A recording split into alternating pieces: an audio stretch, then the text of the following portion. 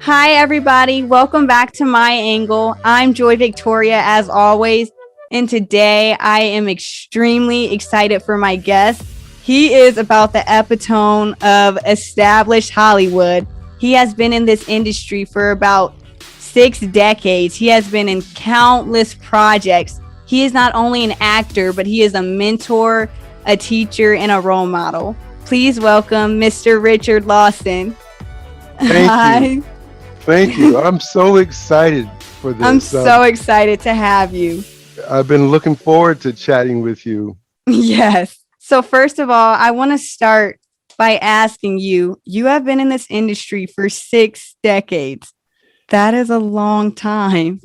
Well, you know what? It feels like it's a couple of years because the one thing that I can say, I've been in this business since my birthday, March 7th in 1969. So Wow. it's been 50 some years. I was doing a musical. It was the first thing that I'd ever done, and I was in the middle of singing the last song of that particular play called Golden Yeah. Boy. And I had an epiphany while I was singing that song that this is what I was put on this earth to do. And so Wow. therefore my purpose was established at that moment. And from Yeah. that moment to this one, I have been on vacation for 50 some years.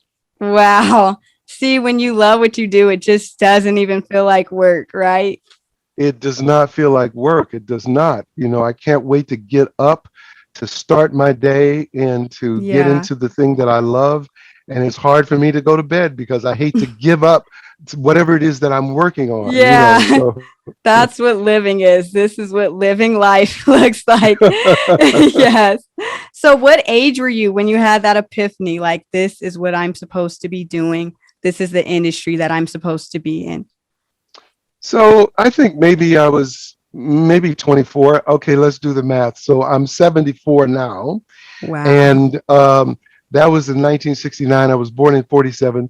So 57, 67, uh, 67, 60. So I was 22, maybe 22. 22, So young. 22, 23, something like that. So, before you began acting, you were drafted to the Vietnam War, correct?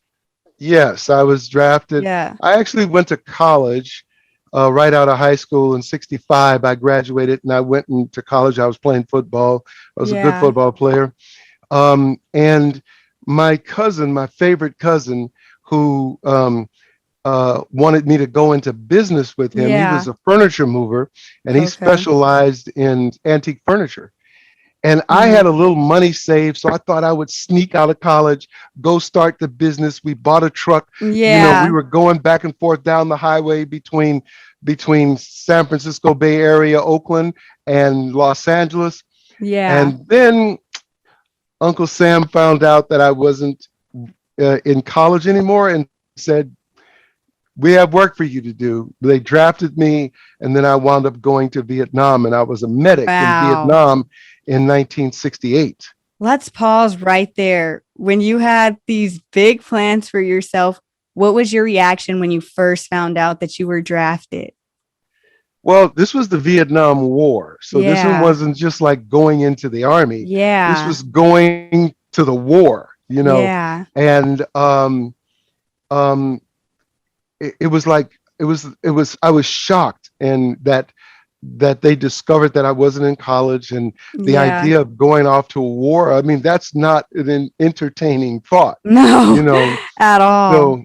So but once I got into it, and as in everything that I do, I really put my heart and soul into it and became a really good medic.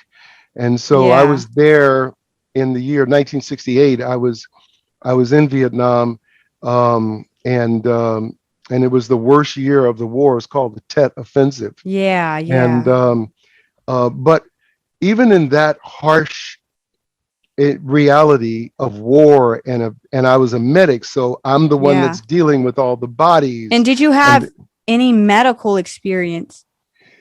before that, my medical uh, abilities really came from my mom, who was a nurse. Wow. And as a summer job, I worked for the family doctor, Dr. Yeah. Henry Mankin, who was a Yeah. really nice man. And so I would clean up the offices. And so I was around medicine. And Yeah. so, there was a sort of a natural proclivity to be interested in the medicine and the body and stuff. And so I just had a natural instinct to it. Yeah. I'm a strong believer in like, everything happens for a reason. And it's weird, like looking back, seeing the things you went through that kind of prepared you for something you would have to do in the future. So, like, Absolutely. what did you take away from that experience of being a medic in the war? Well, it was an interesting experience because on one hand, I probably saw more deaths than most people see in several lifetimes. Yeah. Because it's war, so therefore, Wow. I saw bodies in configurations that you would only see if you went to an emergency room and sat there for months and watched Yeah. car crash after blah blah blah, right? Yeah. But the thing that I learned is it was very interesting because people from all over the country was in my unit, and so Yeah. there was a black guy from Brooklyn. There was a white guy from Mississippi. There Yeah. was a Mexican from Texas and a Chinese dude from San Francisco, and I was from Oakland, and there were other people. So we had this sort of mix of people from all walks and nationalities Yeah. and races in our unit, and so we naturally brought our history, our past with us. But once working together, because we needed each other in order to survive, Yeah. all of those external conditions dropped away and the human condition took over. The need for communication, the Yeah. need for love, the need for friendship, the need to care for yourself. And we became kind of a brotherhood. And all of those social considerations didn't exist. But Yeah. once we came back to the United States, we all got drawn back into our communities and our influences. That's But interesting you say that because I was reading an article. It was a man, he was black and he went to war and he was saying like everyone was like they were like brothers, whether they were white, black, whatever. And he was saying as soon as they returned back to the States, everyone went back to, being racist, prejudice.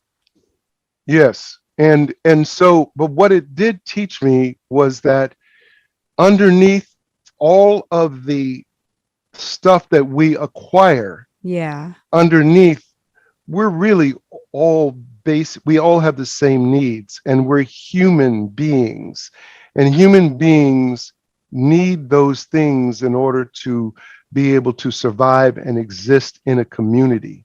Yes.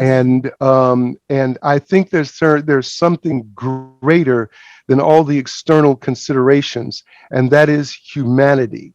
If we took Yeah. the time to just look and communicate, that we will find something greater than all of our fears, because Yeah. underneath we want and we need each other. It's an interesting thing that happens when people connect, when they look at each other in the eye. Yeah. Some amazing stuff happens. Yeah. People get nervous. Even how Uh, we are on Zoom. yeah, Yeah. Yeah. people fall in love. That's the way people fall in love, because there's an Yeah. energy that comes with that. You know, Yeah. and and so therefore, when people react to it and reject it, they're really rejecting themselves, because the Yeah. energy is something that is just difficult to handle.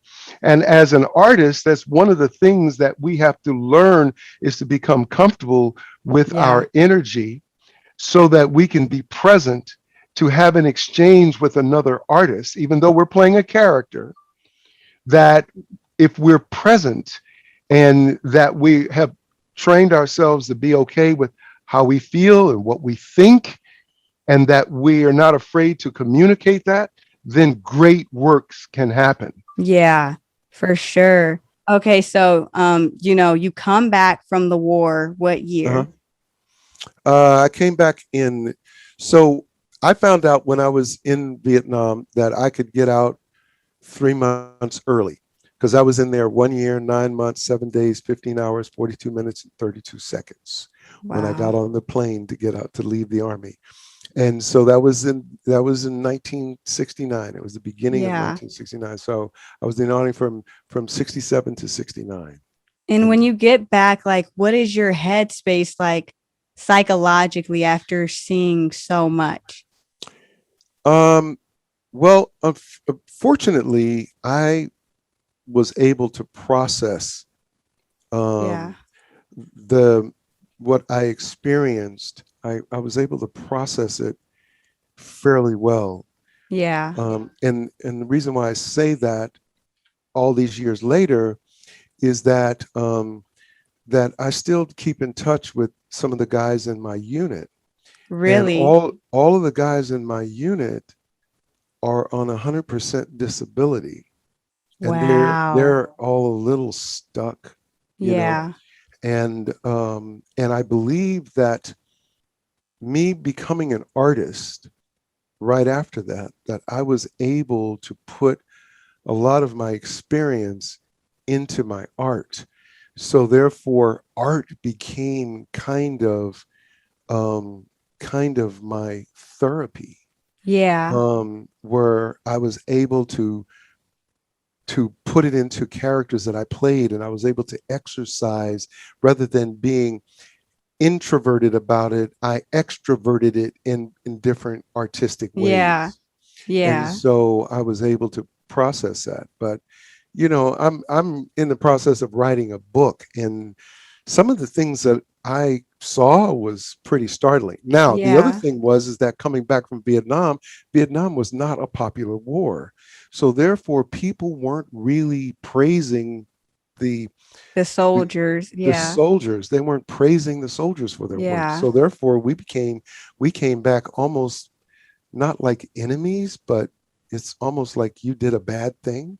Yeah. And Despised in a way, mhm, huh? yeah, exactly. So, dealing with that, I just didn't talk about it. I Yeah. didn't bring it up. I wasn't wearing military clothes. No one would have known that. But Yeah. again, I just put it in my work. And you said you're writing a book. That would be Mhm. a phenomenal book. Is it going to be like a memoir, an autobiography? Yeah, it's going to be kind of a memoir, I guess, in terms of I've had a pretty fascinating life Indeed. Yeah. between where I grew up and and then the whole Black Panther thing, which I'm now in the process of directing a movie about the whole aspect of Black Wow. Panthers, and in Vietnam, and then being in this business, and then plane crashes and just Yeah. the reality of life. But really, the moral of my story is that you have to turn um, manure into fertilizer. Yeah. You Yes. have to take all of your experiences and turn them into good, Yeah. because every liability, there is an asset to it. Wow. That is a powerful statement. And I just think like the way you live your life and viewing everything in a perspective of gratitude, that just makes life so much greater. It does. It does. The one thing I think is important is that we never let our expectations get higher than our gratitude. Yeah. Yes. Yes. From that standpoint, it's like, if I lose something or if I misplace something, you know, um, what I understand is the sooner I let it go, the sooner that it can come back to me. Yeah. It's funny. That's how life works. It's very like paradoxical because it's like when I forget about something, that's when I kind of attract it, you know? Yeah, Yeah. exactly. Exactly. So you being in this industry, entertainment industry, and pursuing it all the way back, you know, in the Mhm. 70s, Mhm. where did you get the courage to pursue an industry where you weren't exactly readily welcomed or accepted as a Black man? Well, interestingly enough, I when I think about that, I have to go back and see what I'm drawing from. Yeah. So my great great grandfather bought himself out of slavery, and he Wow. went back and bought his brothers and sisters out of slavery. And so therefore, in terms of what he brought with him, that came through the people that his DNA came from. A year ago, I took 10 of our mentees, my wife and I, but my experience in Africa and being in those slave dungeons and realizing that I'm 20% Ghanaian and 30% Nigerian, that I was actually standing on my own DNA in those slave dungeons. And Yeah. the resilience that it took for people to make that trek and be tied at the bottom of those boats and then come and be enslaved for hundreds of years, that the spirit was, you might have enslaved my body, but you couldn't enslave my mind. And Yeah. so I came from a people whose minds were never enslaved, and they turned that manure into fertilizer. And my grandfather became a landowner, and he taught people the trade and taught them how to share crop and work together and stuff like that. And then I saw my mother work 16 hours a day, and she turned little education into buying 3 homes. And when she died, her net worth was significant based upon where she came from. So I Yeah. came from that stock.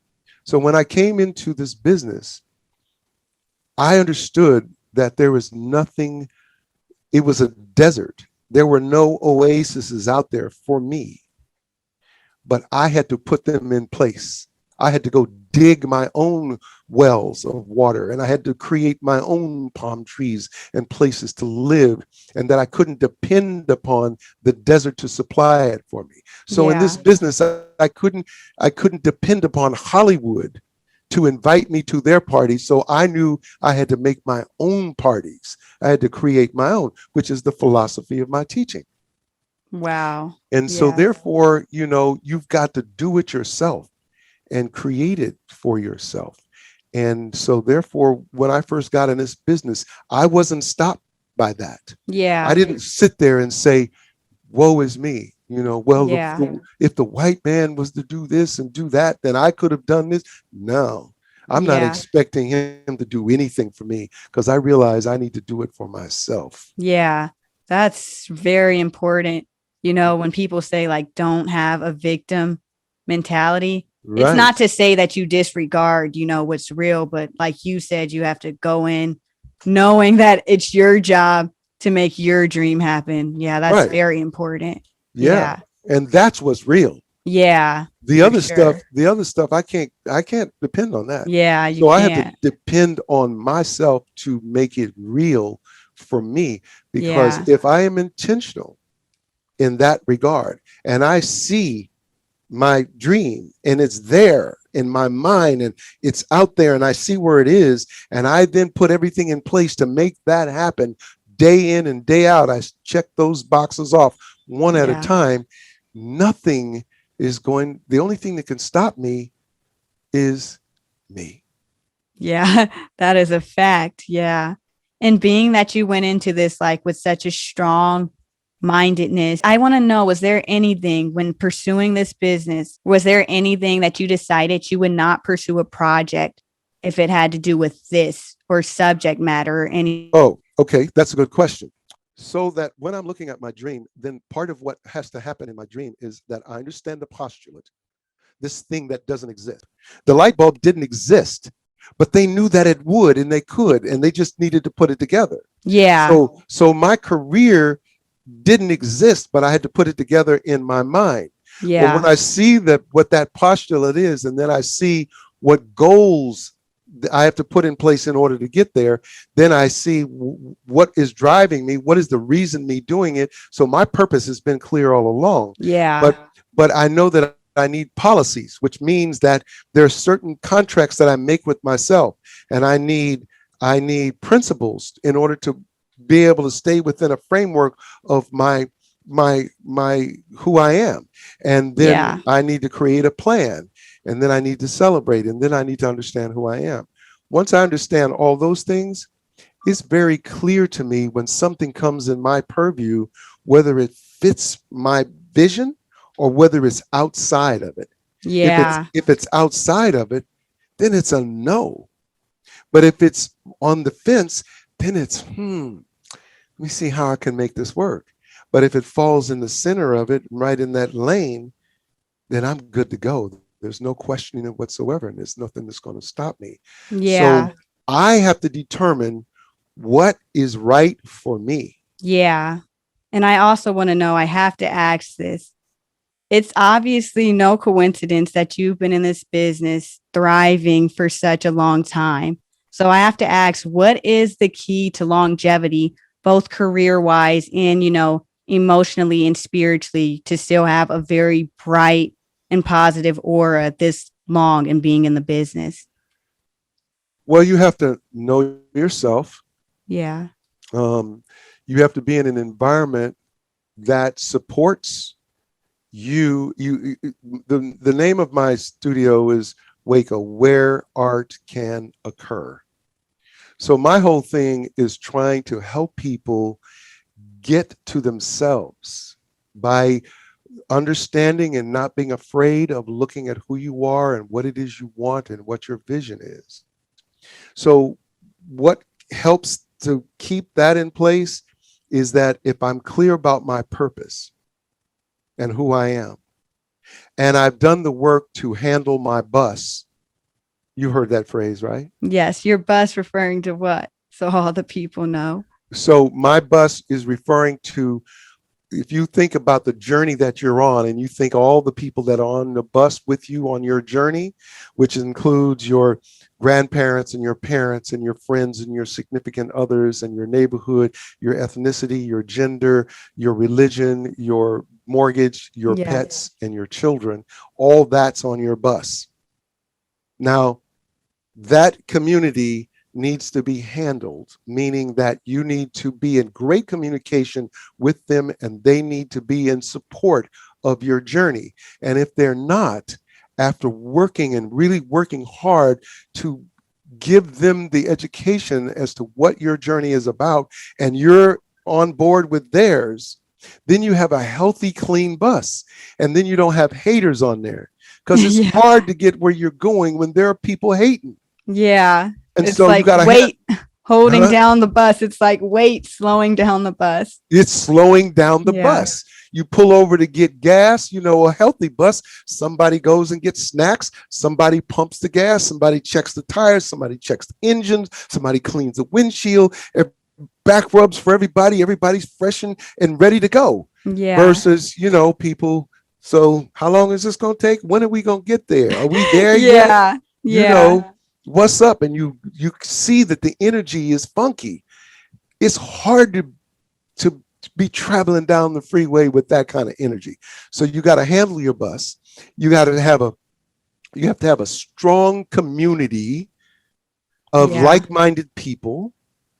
So therefore you all have your own journeys, but you support each other to get there, because this career is a group activity. It's not a solo activity. Then you need a relationship map. I was going to talk to you about that. I think it's so important for everybody to know this. So can you explain what is a relationship map and why is it so important? Well, a relationship, first of all, the three ingredients to success in this order is politics, personality, and craft. Why is it in that order? Here's why. Because politics is life is about who you know. Yeah. It's about knowing people. So that's knowing people so that have a room to get into. In order to get into the room, you got to know somebody. How do you do that? You build that. You come here, you don't know anybody. One person at a time. You meet people, you get to know them, you share information with them, you keep in contact with them. So therefore, it's your relationship map. You build it over the course of years. Now, personality is the only way to build it is to have personality. Some people who like you, people who find your energy great, who want to be around you, right? Yeah. And so personality is important. And then craft is the sustaining thing. You have to be good at what you do. So you got to get in the room. Then people have to like you to want to, for you to stay in the room. And then when you get the opportunity, you got to throw down. And that keeps it going. And it keeps building and building and building that way. Now, relationship map, in order to fertilize it, I call it, there's 4 stages, 4 levels, actually 5. 4s, 3s, 2s, 1s, and 0s. The 4s, the people that you put in your 4 list are people that will go to dinner with you. 3 is people who will return your call. 2 is people that you know pretty well. 1 is people that you know, and 0 is people that you don't know. Well, I have so many people in my relationship map. I don't need 0s because I can call somebody because they're going to know who that is. And that is my access to them. And so you communicate with each group 4 times a year. 4 times a year. 4 times a year. With my 4s, I reach out, not wanting anything. Hey, how you doing? Congratulations. Happy birthday. Happy anniversary. Congratulations on the good job. Just thinking about you. Just wanted to say hello. 4 times a year, they hear from you. So that next year, the year after, when you're doing something, you've been in contact with these people. Just briefly, quickly. They see your name and they say, oh, there she is. She's so wonderful. She's so thoughtful. She's doing a thing. She wants us to come. She wants us to tune in. Absolutely. Yeah. You start building these relationships where when your name comes up across people's mind, a smile crosses their face. Yeah. That's important. That's very important. Ken Cragen wrote a book called Life is a Contact Sport. Read that book. Now, Ken Cragen is a manager, and he managed Lionel Richie. He managed the Bee Gees, Kenny Rogers, on and on and on. And so he knows how to build people. He also did We Are the World. He put that together. Hands Across America, that was a big thing probably before you were born. He put that together. But his whole book is about life is a contact sport. Contacts. Yeah.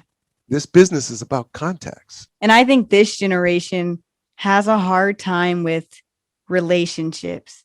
And they say this generation is very lonely. Why do you think that is? Because we don't really connect on a real level. We connect through text, and we connect through email and chat and this and that, It's no face to face, huh? No. You know how men and women used to meet? Slow dancing. Like, slow dancing, what is that? Yeah, see, your mom is old enough to understand slow dancing, but certainly your grandmother does. And so what happened is that you go to a party and the dance song would come on. It'd be a slow dance. May I have this dance? And you get together and you're right here. And you're dancing close. Yeah. And you get to know each other because there's energy. And so you talk and you look in each other's eyes. And there is an exchange between you and the other person. And so there was a connection there. And so in terms of we've lost the real sense of connection.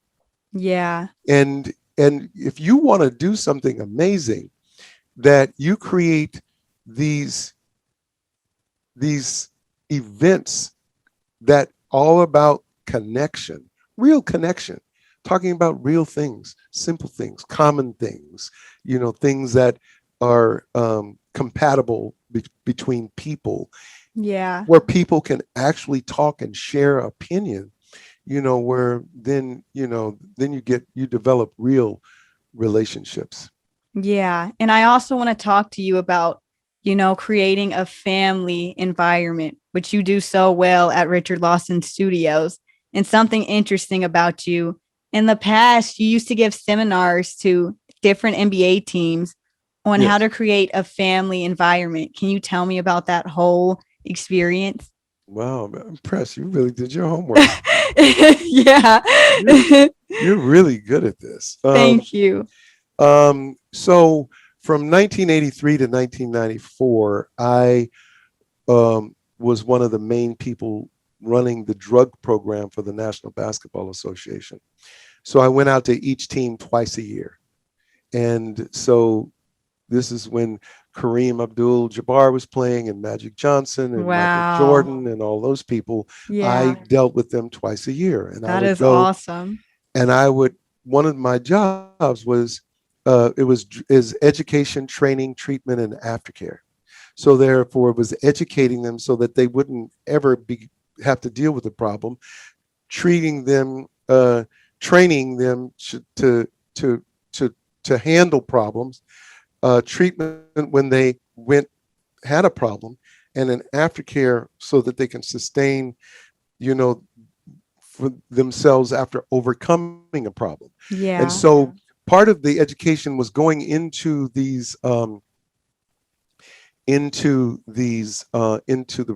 locker rooms, and I would teach them how to become an extended family, because these guys are together for like 9 months out of the year, and they're away from their families a lot. So Yeah. how does this family stay healthy? And it was so interesting because I could walk into a locker room and I could tell you the successful teams by the energy in the room, and I could tell you the Wow. teams that had a were losing because of the energy in the room.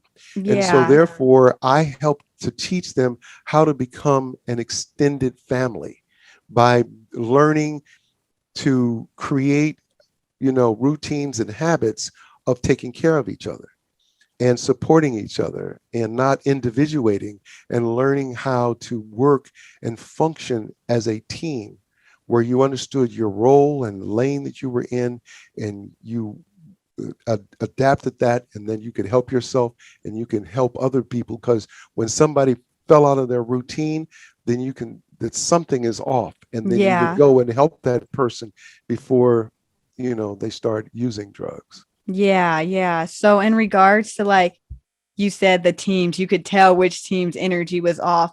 Did you ever see like a flip in the teams actually taking your advice and creating a family environment, and then they began to thrive? I'll give you a perfect example. So Akeem Olajuwon was the Houston Rockets center and star. He's a Hall of Fame, and he's one of the Yes. greatest stars of all time.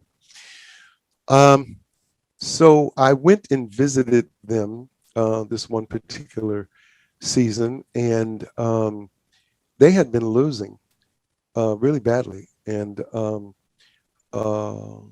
and I walked into a room, and I had a real ability to sense a problem and where the problem was in the room, and I had a fearlessness about confronting problems and having people deal with those Yeah. problems. Not unlike what I do as a teacher, or what Kelly Yeah. does as a teacher. She Yeah. can see it, she has a impulse about it, and instinct, and she will go right at it.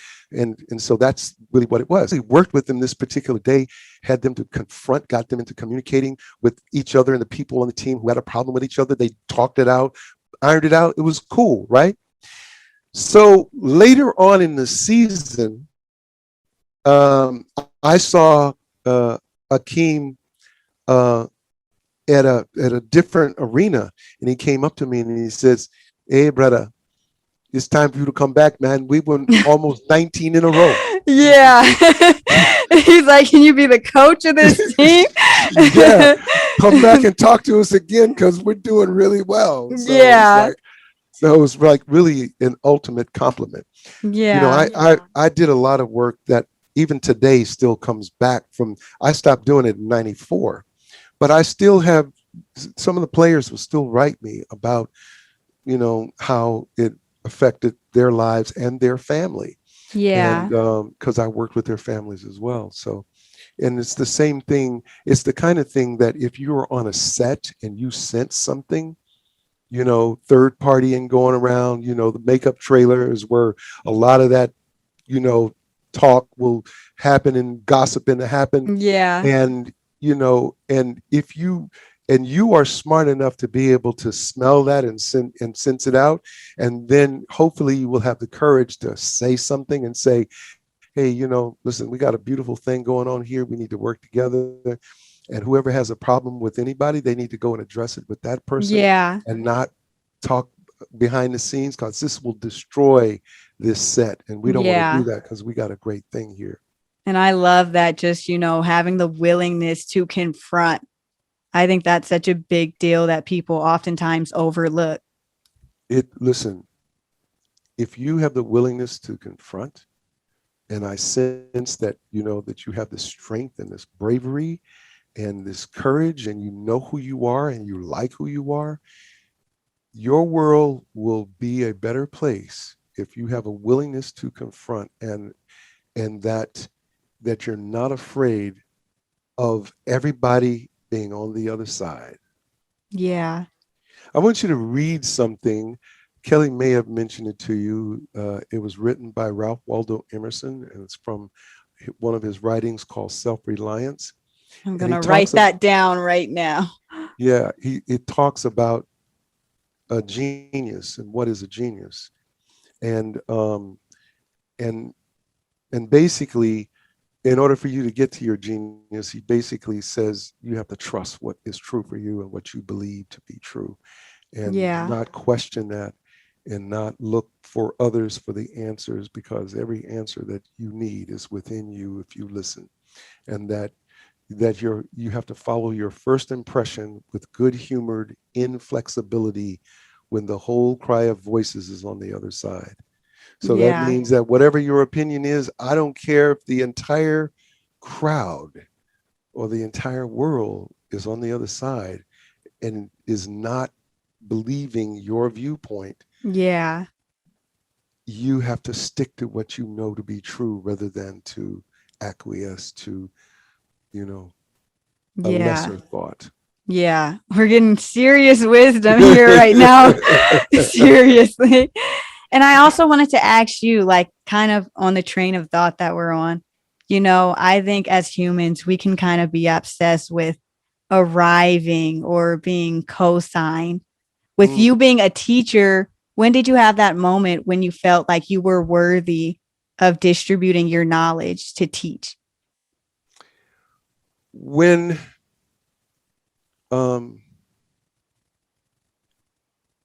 I arrived at understanding that I was enough. When I first started teaching, my mentor was Milton Katselas, and he was considered the preeminent acting teacher in the world. He was a director and a writer and an architect and a painter. My house is filled with his paintings, you know, but he was my mentor. And when he asked me to sit in his chair, I was shaking in my boots. I wouldn't even sit in his chair. I sat on the other end of the row because I didn't want anybody to be confused that I'm not Milton. Yeah. Coming from a different place. And and I tell you when it really hit me is the fact that I'm not the greatest speller in the world. And I would have my writing pad and people are behind me, and I would bend over and write and then pull my pad back to my chest and then bend over and write, because I didn't want anybody to see behind me that I misspell words.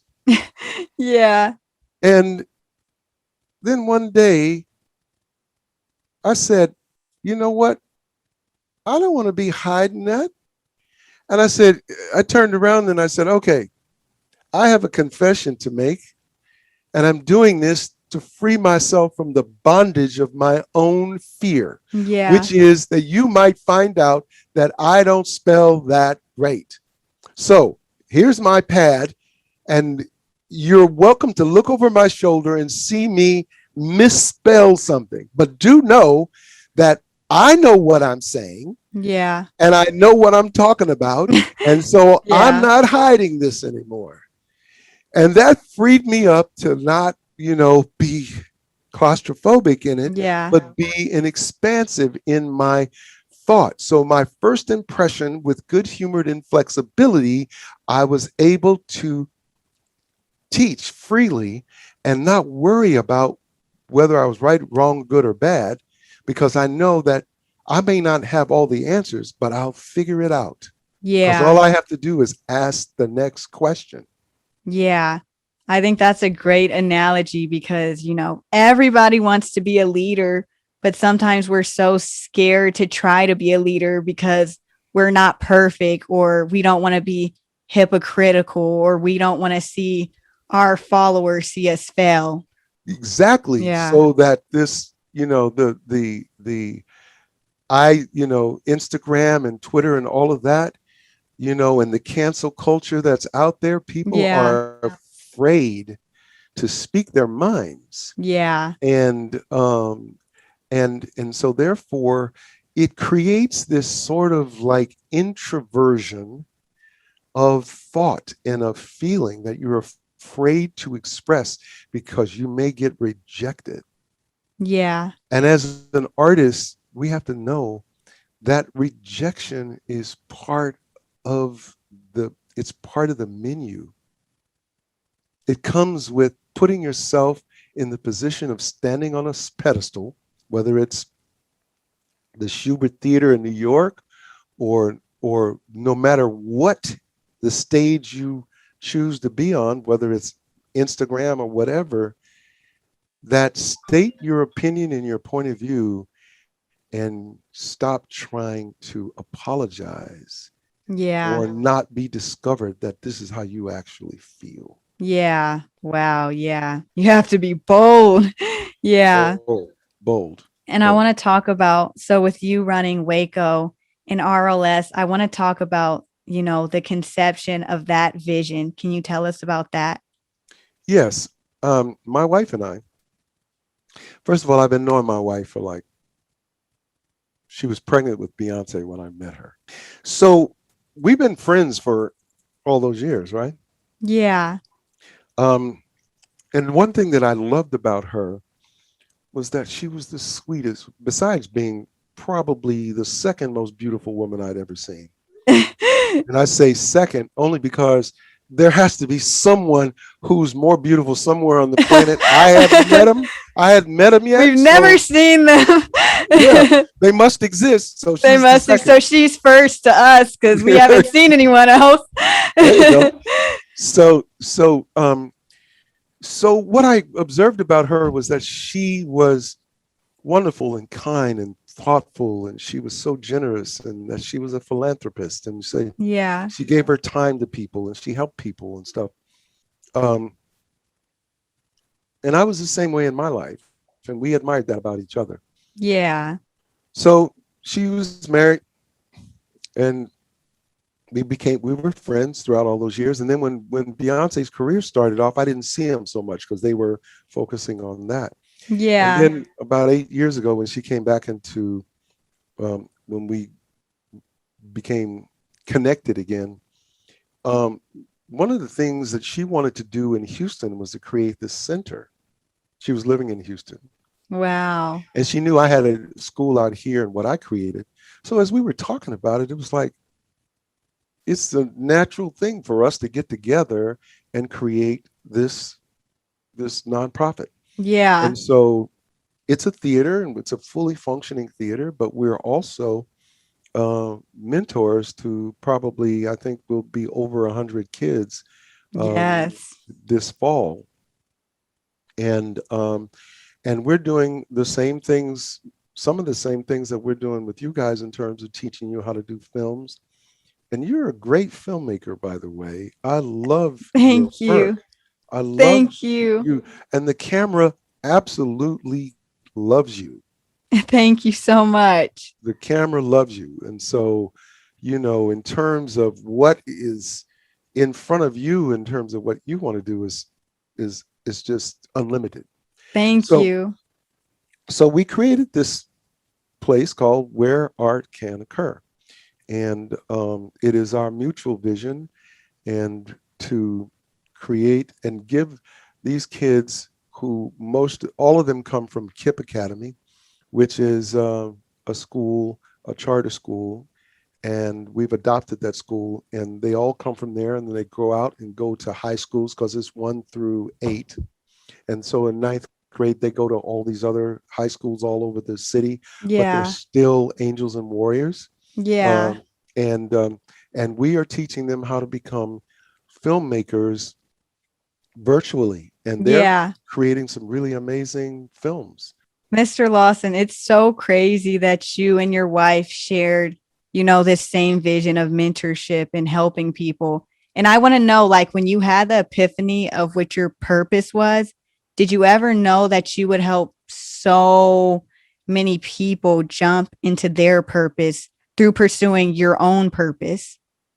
I did not at the time, Yeah. but I think along the way, the one thing that I got, and somebody turned me on to this concept early on in my life and in my career, is that you can't keep it unless you give it away. Yeah. And so in giving it away, it's my way of being able to continue to bathe in the glory of it. You know what I mean? Yeah. When I see you win, it gives me life, and it makes me want to continue to do those things. Like you being in this uh, format, doing what you're doing, which is an extension of what it is that I believe and what it is that I teach, and the way you're using your art to give back like that. You know, I know that it just confirms and reaffirms that I'm doing the right thing. You know Yeah. what I mean? Definitely. Yeah. Yeah. And I want to talk about you and Miss Tina. You guys have some kids. What is it like being a part of this wonderfully creative assembly that is your family? From Bianca, who obviously the acting runs in the genes, it runs in the genes, to your son Ricky, Pretty Ricky's what they call him. What? To Beyonce, to Jay-Z, to Solange, to Kelly. What is it like? Well, you know what? What they do is not even a consideration. What is truly the gift is that every single one of them is an amazing person. Every one of them. I mean, Bianca, Ricky, um, Beyonce, Solange, Kelly, Jay-Z, and then all the people that are around them. It is such a beautiful energy, and people have such a giving, loving spirit. I've never seen better parents than Jay-Z and Beyonce. The way that they love those kids, and the way those that everybody around them loves those kids, and they're the most incredible parents. They love, and as a result, these kids are like, every time you see them exponentially grow. You hear something else and you say, wait, how old are you? Oh my God. It's an amazing. So the love, we were all in Hawaii, like in November for a month. And every day, because of where we were right on the coast and on the ocean. But it was sort of like we were sitting in God's lap, and there was room Yeah. for the entire family in God's lap. Yeah. And we sat there, and when you're in God, when you're in the presence of God, then there is a humbleness Yeah. and a beauty that is transferred from one to the other. And I'm just so grateful that we have that all the people that you mentioned are great human beings. Yeah. And what they do is just so far in the background, it has nothing to do with nothing, because Yeah. we're truly living a highly favored life, Yeah. and we feel it. That's beautiful. That's Yeah, absolutely beautiful. yeah, And I want to know, you've had quite the life. yeah. You've had quite the experiences. So what is an experience? What is the most fulfilling experience you've had of your life? It can be a hobby, anything. The most fulfilling experience, Um, the most rewarding experience of your life. I don't know that it's any one particular thing.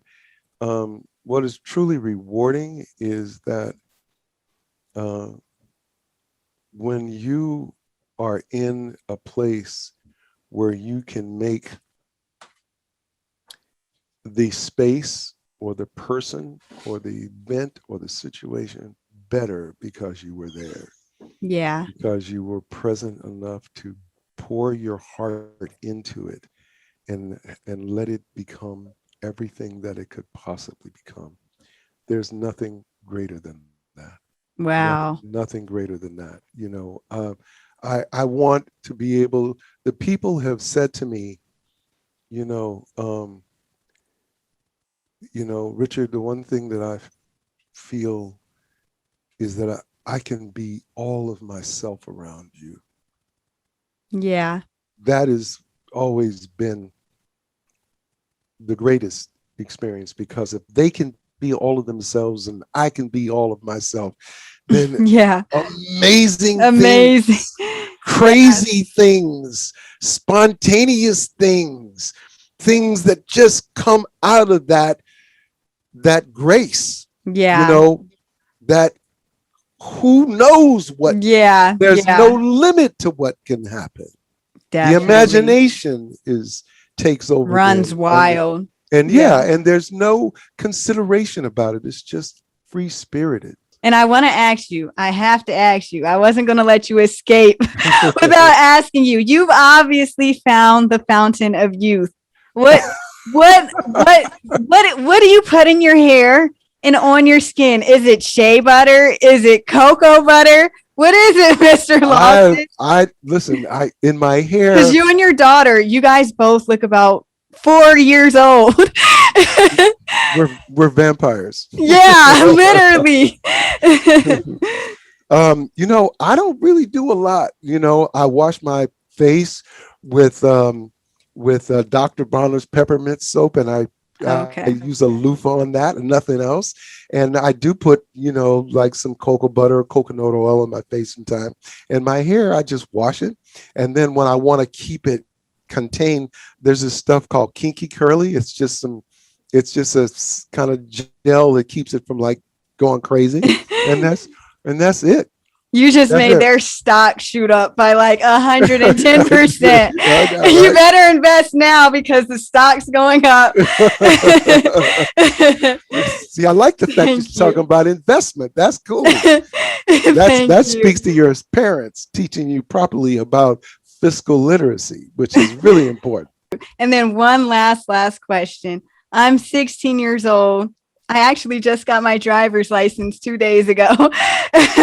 But I want to know, what advice would you give to 16-year-old Richard?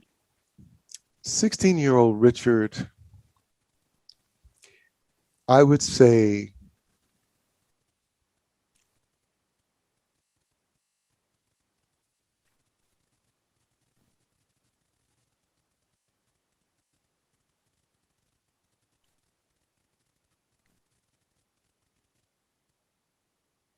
one of the things that I would say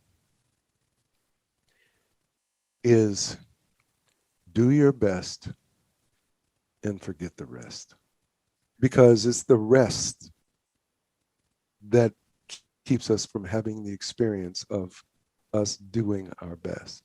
Yes. Because we question and we want to be right and stuff like that. And just be patient and enjoy the ride. That's great advice. The ride. Yeah. Yeah. Thank you Listen, so much. Let me just say that I am such a fan, and I'm glad to be a part of your journey. Thank you. Directly or indirectly. And you're going to have a fabulous career, and I'm always going to be observing it in terms and knowing that I'm cheering for you because you're a wonderful person. You're a great personality. Thank you. There's nothing to prevent you from being everything that you want to be. Thank you, Mr. Lawson. This has been an honor to interview you and to be a part of your journey, like in your story. Thank you so much for the way you've impacted my life and the life of all your students at RLS and all the students you have in life. I had a beautiful, beautiful time talking to you. Thank you. Me too. Thank you. God bless you. God bless you. Thank you so much. Thank